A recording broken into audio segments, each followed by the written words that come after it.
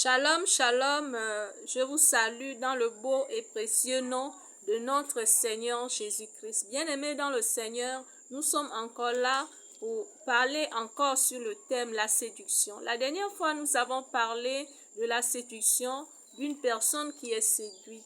Nous avons compris qu'une personne est séduite si cette personne est détournée du vrai chemin. Donc nous avons parlé du fait que l'Église a été séduite et nous avons été séduites. Et nous étions détournés de la bonne voie qui est Jésus-Christ, le chemin, la vérité et la vie. Dès à présent, nous allons prendre conscience et revenir sur le bon chemin. Donc, la parole de Dieu nous dit dans le livre de Proverbes, chapitre 7, que Dieu nous demande de garder la parole de Dieu et les enseignements de Dieu comme la prunelle de nos yeux, que nous devons attacher à nos doigts cette parole et nous devons avoir comme sagesse une sœur et l'intelligence comme amie. Donc, nous allons utiliser notre intelligence, nous allons utiliser l'intelligence que Dieu nous a donnée. Et nous prions, Seigneur, que tu puisses renouveler notre intelligence afin que nous puissions comprendre tes mystères au nom puissant de Jésus-Christ de Nazareth. Bien-aimés, j'espère que vous avez écouté le message dernier, la première et la deuxième partie de notre thème, la séduction. La séduction, c'est la corruption. La corruption, c'est faire ce qui est à l'encontre de la parole de Dieu. Donc, les enfants de Dieu ont été corrompus et par la suite, nous sommes devenus des corrupteurs. Nous avons corrompu tous ceux qui sont autour de nous, au travers de nos habillements, au travers de nos conduites, parce que nous devons être séparés du monde. Un enfant de Dieu, un enfant de Jésus-Christ doit vivre comme Christ, parce que Christ est le chemin, la vérité et la vie. Dès lors que nous allons à l'encontre de la parole de Dieu qui est Jésus-Christ, nous sommes déjà séparés de Dieu. Que Dieu nous pardonne pour toutes les fois que nous avons été des occasions de chute pour nos semblables dans le nom puissant de Jésus-Christ de Nazareth. Bien-aimés, aujourd'hui, nous allons continuer sur le thème la séduction. Les enfants de Dieu ont été séduits et par conséquent, les enfants de Dieu sont devenus des séducteurs. Comme Ève dans le jardin d'Éden a été séduite par le serpent. Et par la suite, Ève est devenue la séductrice de son mari, Adam. Ça a été la même chose à notre époque. Nous avons été séduits et nous avons séduit tous ceux qui sont autour de nous. Donc, que nous prenions conscience de revenir à la vérité qui est Jésus-Christ. Bien-aimés, la parole de Dieu nous dit d'avoir la sagesse. La dernière fois, nous avons parlé de la sagesse. Qu'est-ce que une personne sage? Une personne sage, c'est cette personne-là qui est prudente, qui est raisonnable, qui fait attention à ses pas, qui sait que s'il ne pratique pas la justice de Dieu, c'est la mort éternelle qui lui est réservée. Donc, nous avons compris ce qu'est la sagesse. La parole de Dieu dit, le commencement de la sagesse, c'est la crainte de Dieu. Donc, si nous craignons Dieu, nous devenons sages. C'est la crainte de l'Éternel qui nous rend sages. Nous ne pouvons pas être sages en dehors de la connaissance de la parole de Dieu. Donc, nous devons garder la parole de Dieu en nous et la voir comme la prunelle de nos yeux, parce que c'est grâce à l'obéissance à la parole de Dieu, et grâce à la connaissance de la parole de Dieu, que nous allons vivre et vivre éternellement avec Jésus-Christ dans le royaume qu'il a préparé pour nous.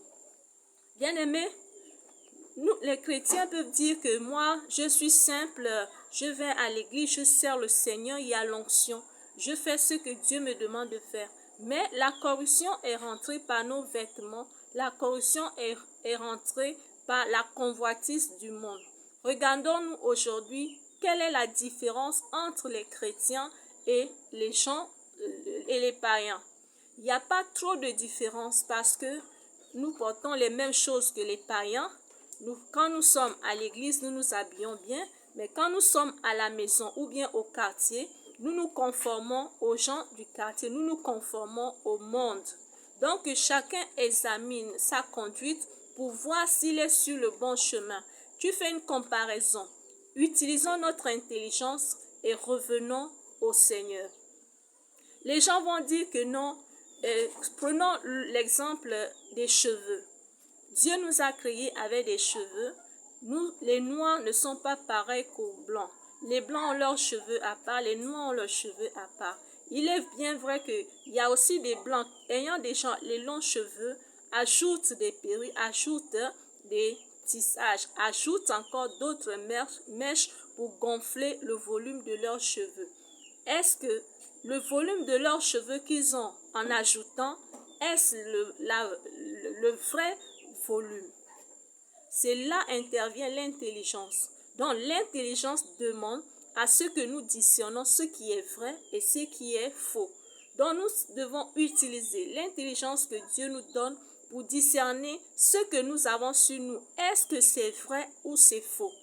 Donc si tu as tes cheveux, Dieu t'a créé avec des cheveux crépus. Toi tu y ajoutes des cheveux pour avoir des cheveux longs. Est-ce que les cheveux que tu as ajoutés à tes cheveux naturels sont vrais ou faux? C'est là où intervient l'intelligence. Es-tu intelligent? Calcule. Es-tu intelligent? Examine. Es-tu intelligent? La parole de Dieu dit que l'intelligence soit notre ami. Donc l'amitié avec l'intelligence va nous permettre d'éviter les pièges de l'ennemi. Bien-aimés, prenons l'exemple des chaussures. Dieu nous a créés, chacun a grandi avec une taille. Donc tu peux être à 1,50 m. C'est parce que Dieu t'a créé, tu es né avec 1,50 m. Tu es né avec une taille de 1,75 m. C'est Dieu qui a permis que tu sois à la taille de 1,75 m. Maintenant, si tu ajoutes les chaussures avec talons et tu augmentes ta taille, quand tu augmentes ta taille, est-ce que c'est ta taille normale ou bien tu as augmenté la taille? C'est là intervient l'intelligence. Est-ce que tu as une vraie taille ou bien tu as une fausse taille? Utilise ton intelligence et examine. Parce que la parole de Dieu nous dit, car la parole de Dieu est vivante et efficace, plus tranchante comme une épée quelconque à deux tranchants, pénétrante jusqu'à partager âme et esprit, joncture et moelle. Que la parole de Dieu juge les sentiments et les pensées du cœur. En le faisant, c'est pas que tu cherches à plaire autrui. Si tu cherches à plaire le monde, tu cherches à plaire l'être humain, sache que tu es inimitié de Dieu. Car Dieu dit que celui qui aime le monde, l'amour de Dieu n'est point en lui. Donc, bien-aimés, prenons conscience, utilisons l'intelligence que Dieu nous a donnée pour examiner les choses à la lumière de la parole de Dieu. Donc, bien-aimés, prenons l'exemple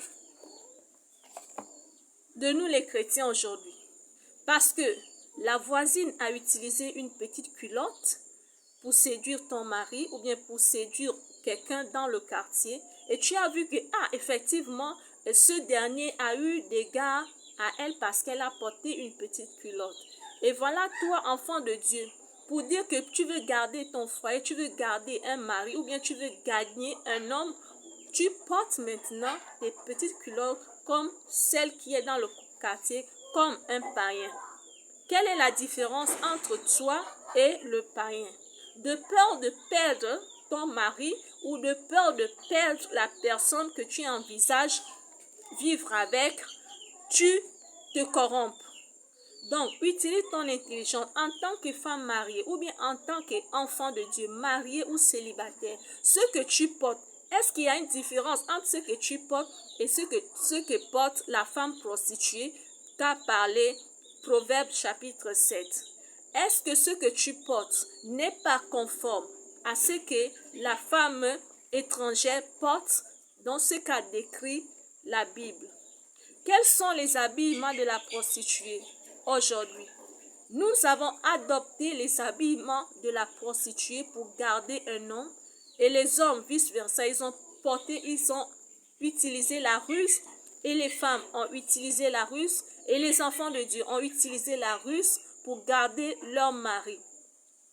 Comme Ève a dit, comme le serpent a séduit Ève dans le jardin d'Éden, elle a aussi pris cette parole que non, c'est bon, le fruit était délicieux, et elle a donné ce fruit à son mari, et son mari aussi a mangé. Et là où intervient la mort.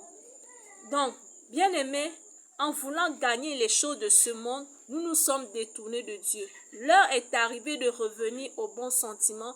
L'heure est arrivée de prendre conscience et de pratiquer la vérité. Nous ne devons pas avoir l'intelligence obscurcie. Nous devons avoir l'intelligence que donne Dieu. La Bible dit, ne vous conformez pas au siècle présent, mais ayez le renouvellement de l'intelligence afin que vous discerniez quelle est la volonté de Dieu, ce qui est bon, agréable et parfait. Donc, nous allons discerner, nous allons prendre conscience et utiliser l'intelligence que Dieu nous a donnée pour voir si nous sommes sur le bon chemin ou pas. Cela ne veut pas dire, ce n'est pas parce que nous prions à l'église, nous demandons à Dieu, cela s'accomplit. Ce n'est pas parce que nous prions pour un malade, les malades sont guéris, que Dieu approuve nos conduites comme si nous et les païens, nous sommes devenus un. Donc, que Dieu nous vienne en aide, que l'Éternel renouvelle notre intelligence afin que nous puissions faire le bon choix et utiliser l'intelligence et avoir comme sœur la sagesse, qui est la crainte de l'Éternel. Que Dieu bénisse tout chacun de nous, que l'Éternel nous aide à garder la foi en lui. Nous devons garder la foi que Dieu est capable de protéger nos maris, que Dieu est capable de nous donner du mari sans que nous utilisions la ruse, sans que nous appliquions la conduite de la femme étrangère qui a la ruse dans le cœur, qui a les discours flatteurs, qui utilise la ruse, qui a l'habillement de la prostituée. Pour finir, je vais demander au peuple de Dieu, je vais demander à tous ceux qui vont écouter ce message de faire les recherches pour savoir quels sont les habillements des prostituées. Comment est-ce que les prostituées s'habillent? Alléluia. Que Dieu nous bénisse et qu'il nous garde dans le creux de ses mains, dans le nom puissant de Jésus-Christ de Nazareth. Shalom.